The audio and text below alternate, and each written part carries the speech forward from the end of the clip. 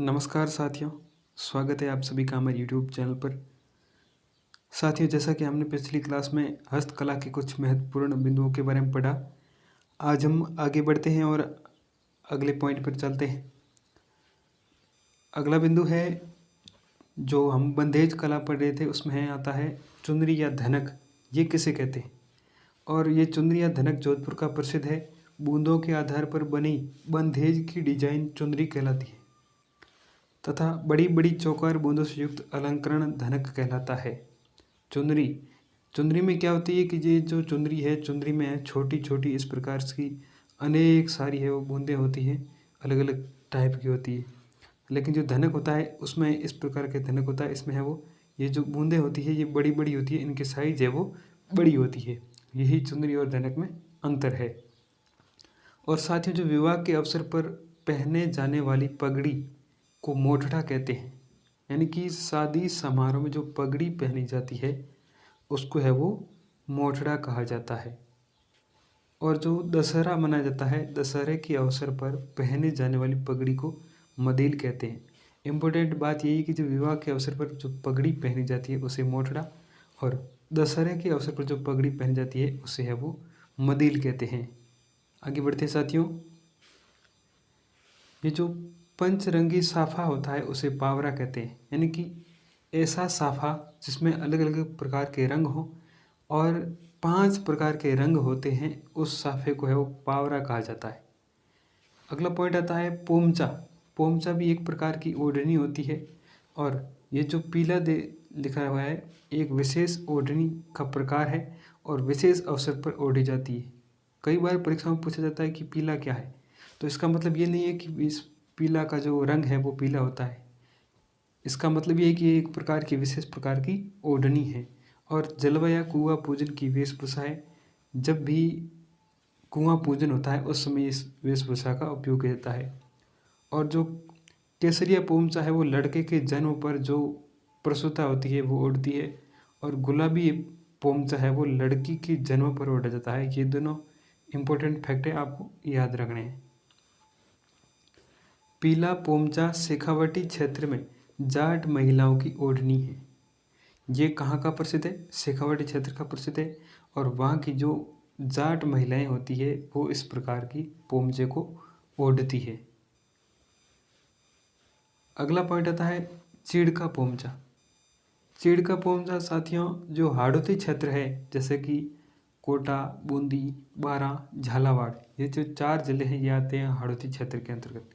तो वहाँ की जो विधवा महिलाएं होती है उनकी ओढ़नी होती है, और इस चीड़ के पोमचे का जो रंग होता है वो काला होता है।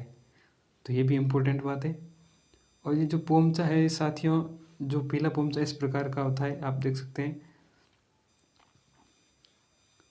अगला महत्वपूर्ण पॉइंट आता है ब्लॉक प्रिंटिंग, यानी कि जो कपड़े पर जो छपाई की जाती है वो कहाँ कहाँ की प्रसिद्ध है, इसकी विशेषताएं क्या क्या है। तो कपड़े पर हाथ से छपाई का कार्य ब्लॉक प्रिंटिंग कहलाता है। वर्तमान में जो मशीनों का प्रचलन है तो उसमें तो बहुत सारे कपड़े हैं जो मशीनों से प्रिंट होते हैं, लेकिन आज भी विभिन्न स्थानों पर है वो हाथ से कपड़े की छपाई की जाती है, और हाथ से कपड़े की छपाई करना ही ब्लॉक प्रिंटिंग कहलाता है। कपड़े पर लकड़ी के छापों से की जाने वाली छपाई को ठप्पा कहते हैं। साथियों, एक लकड़ी का जो ठप्पा होता है वो कुछ इस प्रकार का होता है, और उसमें है वो जो भी उस पर अलग अलग प्रकार की डिजाइन होती है, उस डिजाइन के ठप्पे को है वो जो रंग होता है उस रंग में भिगोया जाता है। उसके बाद उस कपड़े पर है वो हाथ से लगाया जाता है, जिससे कि ये वो डिजाइन तैयार हो जाती है। ब्लॉक प्रिंटिंग के अंतर्गत ये जो पहली प्रिंट आती है ये अजरक प्रिंट है साथियों। अजरक प्रिंट है वो बाड़मेर की प्रसिद्ध है, और ये देख सकते हैं आप, बालोतरा बाड़मेर की प्रसिद्ध है। प्रिंट में नीला और लाल रंग मुख्यतः होता है, यानी कि नीला और लाल रंग इन दोनों का मिश्रण होता है अजरक प्रिंट के अंतर्गत। और इस प्रिंट में भी है वो दोनों तरफ छपाई की जाती है, यानी कि जो कपड़ा होता है इस कपड़े के दोनों साइड छपाई होती है, इधर भी होती है और सामने की साइड दोनों तरफ है वो छपाई की जाती है। ये अधिकतर अपन हम देख सकते हैं कि जो विभिन्न प्रकार के जो पलंग होती है, जो गादले होते हैं उन पर है वो इनका कवर चढ़ाया जाता है। बहुत ही फेमस है ये बाड़मेर की। ये देख सकते हैं आप, अजरक प्रिंट बाड़मेर की प्रसिद्ध है, इस प्रकार की होती है। अगली आती है मल्लीर प्रिंट।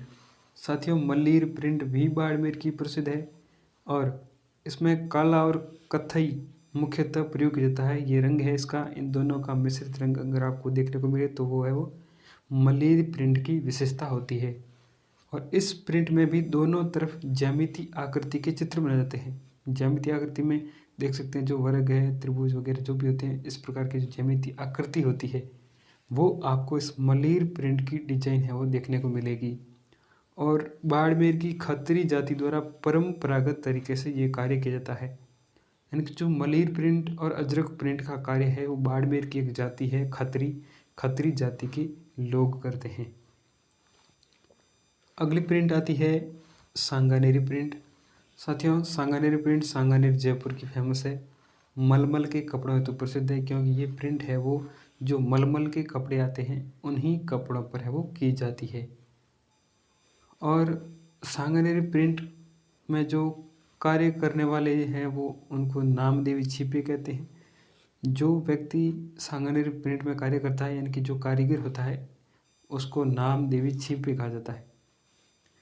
ये इस प्रकार की होती है कुछ सांगानेरी प्रिंट। आगे आती है बगरू प्रिंट। बगरू प्रिंट जयपुर की प्रसिद्ध है, कपड़े पर बेल बूटों की छपाई के लिए प्रसिद्ध है। इस प्रकार की डिजाइन होती है बगरू प्रिंट में, विभिन्न प्रकार के ये बेल बूटे बनाए जाते हैं। आगे बढ़ते हैं, अगली प्रिंट आती है आजम प्रिंट। आजम प्रिंट और जाजम प्रिंट ये दोनों ही चित्तौड़गढ़ की प्रसिद्ध है। आजम प्रिंट में क्या किया जाता है कि महिलाओं के घाघरे होते हैं उनकी छपाई की जाती है। इसमें लाल और काला रंग दोनों का मिला जुला रूप आपको देखने को मिलेगा। और जाजम प्रिंट में है वो पुरुषों के कपड़े पर छपाई की जाती है। इसमें काला और लाल रंग है वो देखने को मिलेगा, यानी कि रंग दोनों में सेम होता है। आजम प्रिंट में है वो महिलाओं के घाघरे पर छपाई की जाती है, लेकिन जाजम प्रिंट में जो पुरुषों के जो कपड़े होते हैं उनकी छपाई की जाती है। ये कुछ इस प्रकार की होती है आजम और जाजम प्रिंट, आप देख सकते हैं इस चित्र में। अगला महत्वपूर्ण पॉइंट आता है दाबू प्रिंट। दाबू प्रिंट का मतलब होता है कि जो कपड़ा है, जैसे कि ये कपड़ा है, इस कपड़े में जिस भाग को हम नहीं रंगना चाहते हैं उस भाग को है वो, जैसे कि ये भाग है, इन भागों को है वो किसी भी वस्तु से या फिर जो पदार्थ होता है उससे दबा दिया जाता है ताकि इस भाग पर है वो रंग नहीं चढ़े। तो इसको है वो दाबू प्रिंट कहते हैं। कपड़े को दबाकर छपाई करना, मोटे व मांगलिक वस्तुओं पर छपाई का कार्य किया जाता है। मोम का दाबू, यानी कि जो जिससे है दबाया जाता है वो मोम का दाबू सवाई माधोपुर का प्रसिद्ध है। मिट्टी का दाबू बालोतरा बाड़मेर का प्रसिद्ध है। गेहूं का दाबू सांगानेर जयपुर का प्रसिद्ध है। कागज का दाबू जायल नागौर का प्रसिद्ध है। साथ ही मिट्टी का दाबू कहाँ का प्रसिद्ध है, ये प्रश्न भी परीक्षा में पूछा जा चुका है। तो मैंने इस क्लास में जो भी पॉइंट शामिल किए, ये सारे पॉइंट है वो पुरानी भर्ती परीक्षा में पूछे जा चुके हैं या फिर पूछे जाने की संभावना है, तो आप जरूर है वो इसके देखें। ये इस प्रकार की होती है दाबू प्रिंट। अगला महत्वपूर्ण फैक्ट आता है फड़। फड़ क्या होती है? फड़ किसी भी जो खादी या रेजी का कपड़ा होता है उस पर जो लोक देवता है या फिर लोक देवियाँ हैं या फिर कोई विशेष व्यक्ति है जिसका जीवन है वो कुछ विशेष रहा हो, उसकी जीवन गाथा का है वो चित्रण किया जाता है। और फड़ चित्रण के लिए शाहपुरा भीलवाड़ा का जो क्षेत्र है वो प्रसिद्ध है। ये जो फड़ है इस प्रकार की होती है, इस पर अलग अलग प्रकार की डिजाइन्स होती है। और ये देख सकते हैं आप, खादी या रेजी कपड़ा जो लाल तथा नीले रंग का होता है, यानी कि कपड़े का रंग है वो लाल या नीला होता है, उस पर इतिहास के किसी प्रसिद्ध व्यक्ति अथवा प्रसिद्ध ऐतिहासिक स्थल की जानकारी अंकित करना फड़ चित्रण कहलाता है। फड़ चित्रण का जन्म मेवाड़ चित्रशैली के भित्ति चित्रण से माना जाता है। साथियों, ये महत्वपूर्ण फैक्ट है कि फड़ चित्रण है इसकी शुरुआत मेवाड़ चित्रशैली से मानी जाती है। और मेवाड़ चित्रशैली में जो भित्ति चित्रण होता था, यानी कि जो दीवारें हैं उन पर जो अलग अलग प्रकार के चित्र बनाए जाते थे, उन्हें भित्ति चित्रण कहा जाता है। और इस फड़ चित्रण का जो प्रसिद्ध चितेरा है, चितेरे का मतलब होता है कि जो फड़ निर्माण का कार्य करता है, कारीगर होता है, उसको है वो चितेरा कहा जाता है।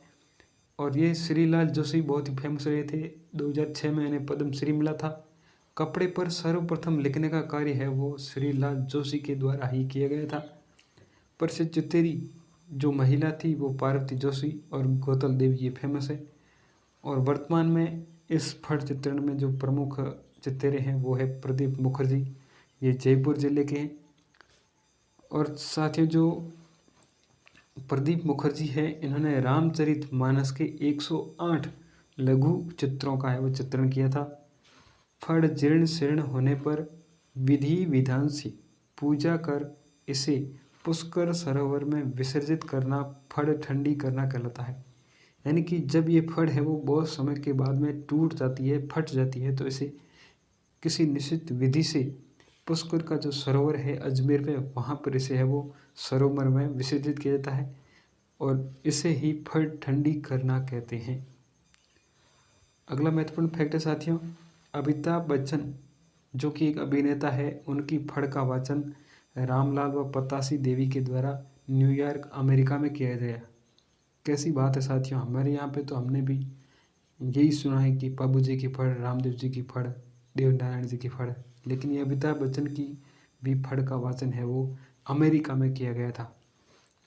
साथियों, जो सबसे लंबी फड़ होती है वो होती है देवनारायण जी की, और इस फड़ का वाचन जो जंतर वाद्य यंत्र होता है उसके द्वारा किया जाता है।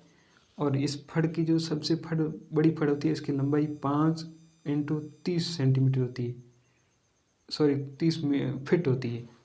और सबसे छोटी फड़ भी देवनारायण जी की है, 2 × 2 सेंटीमीटर की है, क्योंकि इस पर है वो डाक टिकट जारी किया गया था। 2 सितंबर 1994 को डाक टिकट जारी किया गया। ये महत्वपूर्ण इंपॉर्टेंट फैक्ट है, आपको याद रखना है। और साथियों, सर्वाधिक लोकप्रिय फड़ बाबूजी की है, क्योंकि अधिकतर इसी फड़ का वाचन किया जाता है।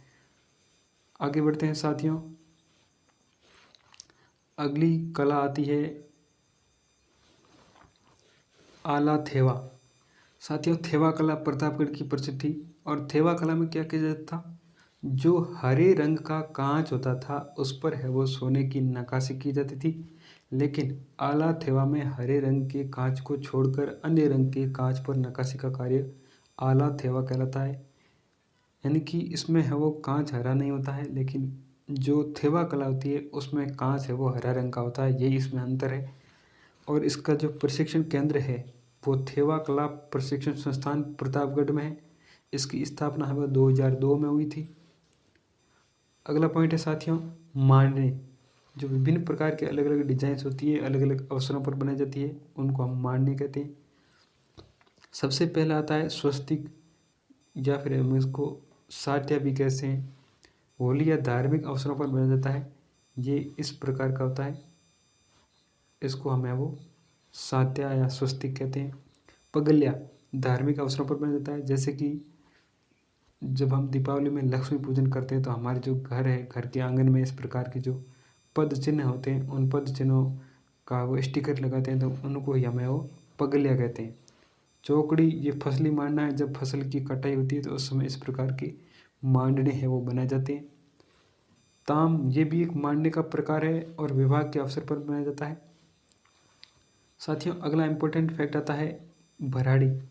जो भील महिलाएं हैं उनके द्वारा विवाह के अवसर पर चावल कुमकुम से बनाई जाती है।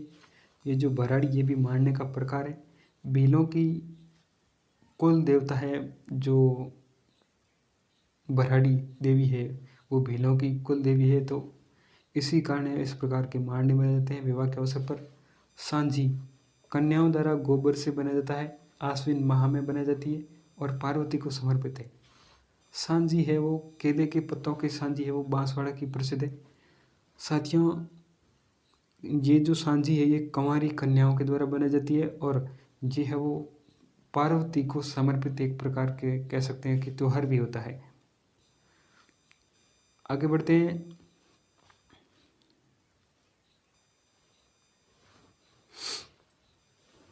अगला महत्वपूर्ण बिंदु आता है काष्ठ कला का। काष्ठ कला का मतलब होता है कि जो लकड़ी से विभिन्न प्रकार की जो डिजाइन्स बनाई जाती है उनको हम काष्ठ कला कहते हैं। सबसे पहले इसमें आती है कावड़। कावड़ किसे कहते हैं? तो लकड़ी से निर्मित मंदिर नुमा आकृति को हमें कावड़ कहते हैं। और ये जो कावड़ है बस्सी गांव चित्तौड़गढ़ की बहुत ही प्रसिद्ध है। और ये कावड़ है वो कुछ इस प्रकार की होती है, आप देख सकते हैं मंदिर नुमा डिजाइन्स होती है, इस प्रकार की बनाई जाती है। और ये बस्सी गांव जो चित्तौड़गढ़ में आता है वहाँ की बहुत ही फेमस है। उसके बाद में आता है बेवाण। बेवाण क्या होता है? यानी कि जो कावड़ में मूर्ति स्थापित करते ही बेवाण का निर्माण हो जाता है। इसे चलता फिरता मंदिर, यानी कि ये जो बेवाण होता है ये एक जगह पर स्थापित नहीं होता है, इसे एक स्थान से दूसरे स्थान पर भी ले जाया जा सकता है। इसे देह विमान, मिनिएचर वुडन टेम्पल आदि नामों से पुकारते हैं। ये साथियों इसके दूसरे नाम हैं, आपको याद रखने हैं, बहुत ही महत्वपूर्ण है। गणगौर बनाने की कला ये भी बस्सी चित्तौड़गढ़ की फेमस है। और साथ ही जो बेवाण होता है वो कुछ इस प्रकार से होता है। ये पहले कावड़ होती है, लेकिन इस कावड़ में जो ये बीच में आप देख सकते हैं ये मूर्ति स्थापित कर दी गई है। मूर्ति स्थापित करने के बाद में इसे बेवाण के नाम से जाने जाते हैं। आगे आती है कठपुतली। कठपुतली एक प्रकार की कला है, ये उदयपुर की प्रसिद्ध है। कठपुतली कुछ इस प्रकार की होती है। ये है वो जो अधिकतर नट जाति के लोग हैं वो कठपुतली कला में है वो कार्य करते हैं और अलग अलग स्थानों पर खेल दिखाते हैं। कठपुतली कला में नट या भाट जाति के लोगों द्वारा प्रयोग किया जाता है। और ये जो कठपुतली है इसको बनाने के लिए जो अरडू एक प्रकार का वृक्ष होता है उसकी लकड़ी का प्रयोग किया जाता है। ये प्रश्न भी कई बार परीक्षा में पूछा गया कि कठपुतली के लिए किस लकड़ी का प्रयोग किया जाता है। और इस कठपुतली का जनक देवीलाल सामर को कहते हैं। इस कला का संरक्षण भारतीय लोक कला मंडल उदयपुर द्वारा किया गया। ये जो कला है ये भारतीय लोक कला मंडल उदयपुर के द्वारा ही प्रारंभ की गई थी और 22 फरवरी 1952 को देवीलाल सामर ने इसकी स्थापना की थी। ये जो लोक कला मंडल उदयपुर है इसकी स्थापना 1952 में देवीलाल सामर ने की थी और देवीलाल सामर को ही कठपुतली कला का है वो जनक कहा जाता है। और अगला महत्वपूर्ण फैक्ट आता है पात्रे तिपरणी। साथियों ये पीपाड़ सिटी जोधपुर की प्रसिद्ध है। जैन धर्म के जो साधु होते हैं उन साधुओं के प्रयोग हेतु निर्मित विशिष्ट उपकरण होते हैं। यहाँ पर साधु होगा। अगला आता है चोपड़ा। चोपड़ा बाड़मेर की प्रसिद्ध है और ये जो बाजोट है ये भी बाड़मेर की प्रसिद्ध है। ये जो बाजोट है कुछ इस प्रकार के होते हैं। पहले बहुत ही ये जो खाती जाति के लोग होते हैं इनके जो सुथार होते हैं वो बहुत ही अलग प्रकार के डिजाइन से उसे तैयार करते थे, लेकिन वर्तमान में है वो विभिन्न प्रकार के जो बाजार में प्रारंभ हो गए हैं एल्यूमिनियम के भी आते हैं। तो ये है बाजोट। ये जो विभिन्न प्रकार के धार्मिक अवसर होते हैं उस समय से काम में लिया जाता है। भोजन करने के काम भी आता है। इस बाजोट के ऊपर है वो भोजन की थाली रखी जाती है। इसी प्रकार आगे इम्पोर्टेंट फैक्ट आता है खांडे। काष्ठ निर्मित तलवार नुमा कलात्मक आकृति जिसे आदिवासियों द्वारा मनोती पूर्ण होने पर देवता के यहाँ चढ़ाया जाता है। साथियों जो आदिवासी लोग होते हैं वो अपने देवता से कोई मन्नत मांगते हैं। जब वो मन्नत पूरी हो जाती है तो ये लकड़ी से निर्मित जो तलवार की जैसे देखते हैं इस प्रकार की आकृति के जो वस्तु होती है उसे खांडा कहते हैं। और अगला महत्वपूर्ण पॉइंट आता है तोरण। काष्ठ निर्मित आकृति जिसके शीर्ष पर मयूर सुग्गा बना होता है विवाह के समय मुख्य द्वार से लगाया जाता है। साथियों वर्तमान में कुछ इस प्रकार की आती है, लेकिन पहले ज़माने में है वो जो सुथार या खाती होते हैं वो इस प्रकार की लकड़ी होती है। लकड़ी के ऊपर है वो अलग अलग डिजाइंस बनाते हैं। और ये जब विवाह होता है तो विवाह के समय जो वधू के घर का प्रवेश द्वार होता है उस प्रवेश द्वार पर है वो लगाई जाती। आगे बढ़ते हैं साथियों। अगला महत्वपूर्ण पॉइंट आता है पेपर मेसी। ये जो पेपर मेसी है, पेपर मेसी क्या होता है इसके बारे में चर्चा करेंगे।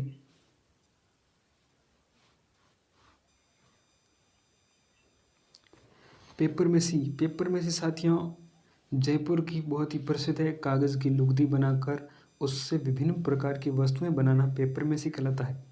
यानी कि जो रद्दी कागज़ होता है उस कागज़ को गलाया जाता है और उसकी लुगदी बनाई जाती है। जैसा कि हम पहले पढ़ते थे स्कूल में भी, कागज़ की लुगदी हो, उस लुगदी बना करके जो विभिन्न प्रकार के जो वस्तुएं बनाई जाती है उन्हें पेपर मेसी कहते हैं। ये कार्य जयपुर उदयपुर की प्रसिद्ध है और विशेष रूप से आगे से पूछा जाए तो ये कार्य जयपुर का प्रसिद्ध है।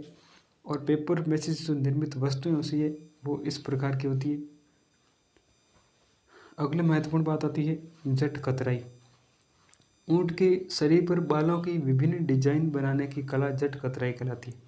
ये साथियों ऊँट है, ऊँट पर है वो ये जो अलग अलग प्रकार के बालों को काट कर जो डिजाइन बनाई जाती है इसको जट कतराई कहते हैं। साथियों देखिए आप ये जो कितनी महत्वपूर्ण डिजाइन बनाई जाती है। आगे बढ़ते हैं। अगला आता है बटेवड़े। ढूंढाड़ क्षेत्र में गोबर से बनाई जाने वाली विशिष्ट आकृति। साथियों जो पशुओं का गोबर होता है जैसे कि गाय भैंस का, उस गोबर जब वो एकदम फ्रेश होता है, मतलब जब वो सूखा हुआ नहीं होता है, उसी समय उसको है वो हाथों से कुछ इस प्रकार की थेपड़ियाँ बना दी जाती है और उसके बाद में एक प्रकार से इनकी है वो ढेर बना दिया जाता है। जैसे कि इस प्रकार का ढेर बना जाता है और उसके बाद में ऊपर से है वो जो हरा गोबर होता है उसे लेप कर दिया जाता है ताकि बरसात के समय है वो भीगे नहीं और इनका है वो ईंधन के रूप में प्रयोग किया जाता है। ये विशेष रूप से जो ढूंढाड़ क्षेत्र है, जयपुर के आसपास का क्षेत्र है, वहाँ पर अधिकतर मात्रा में बनाई जाती है। अगला आता है कोठियाँ। ग्रामीण क्षेत्रों में अनाज संग्रहण हेतु मिट्टी के कलात्मक पात्र। साथियों जो हमारा क्षेत्र है यानी कि जो मारवाड़ क्षेत्र है इसमें तो आपको विशेष रूप से देखने को मिलेगी इस प्रकार की जो डिजाइन होती है। इसमें क्या किया जाता है कि जो रोहिड़ा होता है, रोहिड़ा की पतली टहनियों के द्वारा गूंथ करके इस प्रकार का निर्मित किया जाता है। इसको नीचे का हिस्सा होता है ये खुला रहता है और यहाँ पर है वो सीमेंट या गोबर से है वो आंगन बनाया जाता है और यहाँ पर इसका एक गेट रखा जाता है छोटा सा और इसके अंदर है वो इस बाजरे का संग्रहण किया जाता है। यानी कि जो बाजरा होता है वो ग्रामीण क्षेत्रों में अधिकतर है वो इसमें रखा जाता है, लेकिन वर्तमान में ये है वो बहुत ही कम मात्रा में आपको देखने को मिलेंगे। उसके बाद में अगला पॉइंट आता है सोहरी। ग्रामीण क्षेत्रों में भोजन संग्रहण हेतु बनाई जाने वाली मिट्टी के कलात्मक पात्र। साथियों जो घर में भोजन बनता है या फिर जो विभिन्न प्रकार की घर में उपयोगी वस्तुएं होती है वो इस सोहरियों में रखा जाती है। ये भी गोबर का बनाया जाता है, इस प्रकार का होता है। इसके नीचे है वो गोबर से ही 4 पाँव बने जाते हैं और इसका एक तरफ दरवाज़ा होता है। तो ये थी सोहरी। अगला आता है गोरबंद। गोरबंद क्या होता है साथियों, जो ऊँट होता है, ऊँट के गले का आभूषण यानी कि जो ऊँट का श्रृंगार करने के लिए एक प्रकार की जो काम में लिया जाता है इसको हम गोरबंद कहते हैं। तो साथियों ये है गोरबंद। आप देख सकते हैं ये जो ऊँट है, ऊँट के पूरे गले में इस प्रकार का जो श्रृंगार करने के लिए पहनाया जाता है इसे हम गोरबंद कहते हैं। और साथियों जो काष्ठ कला है, ये जो लकड़ी से जो विभिन्न प्रकार की कलाकृतियाँ बनाई जाती है, ये उदयपुर में इस कला को खेरादी कला कहते हैं। यानी कि काष्ठ कला को उदयपुर में खेरादी कला के नाम से जानते हैं। और इस कला का जो प्रारंभ काल है वो मेवाड़ शासक जगत सिंह प्रथम का काल माना जाता है। यानी कि जो काष्ठ कला है वो जगत सिंह प्रथम के काल में शुरू हुई थी और काष्ठ कला का जनक है वो प्रभात सिंह सुतार को कहा जाता है। इन्होंने ही सबसे पहले इसको प्रारंभ किया था। सबसे बड़ी और प्राचीन गणगौर है वो बस्सी गांव चित्तौड़गढ़ की प्रसिद्ध है, ये भी आपको याद रखना है। तो साथियों आज की क्लास में हम यहीं तक पढ़ेंगे। अगले जो महत्वपूर्ण फैक्ट है वो हम पढ़ेंगे अगली क्लास में। साथियों अगर ये क्लास पसंद आए तो ज़रूर लाइक करना, शेयर करना और चैनल को सब्सक्राइब करना। धन्यवाद।